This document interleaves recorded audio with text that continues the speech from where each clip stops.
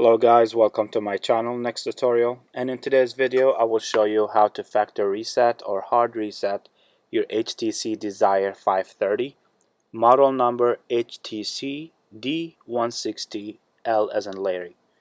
Now in order to do the factory reset on this device, you will need to power off the device by holding the power key on the side, and you want to select the power off option. Once the device is powered off, you will need two buttons in order to do the factory reset, which are the power and the volume down key. You want to press these two buttons at the same time. As soon as you see the HTC logo, release just the power key. Keep holding the volume down key until this screen comes up.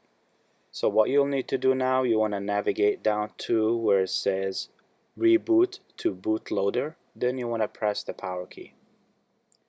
This will take a couple seconds until you get to this screen. You want to scroll down where it says Boot to Recovery Mode. You want to press the power key. Once you do that, you will see the HTC logo for about 10 seconds. It will disappear. Then you will get to the next screen where we're going to be wiping that phone off. When you get to this, what you need to do, you want to press the power first, then the volume up key. This screen will come up. Then you want to scroll down where it says Wipe Data Factory Reset. Press the power key. Navigate to Yes, then press the power key again. This will take about 5 to 10 seconds.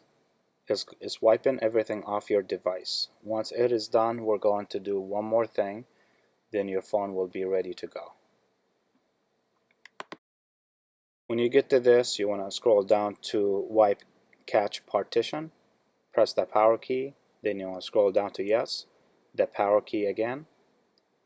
Then you can go ahead and reboot your device by pressing the power key one more time.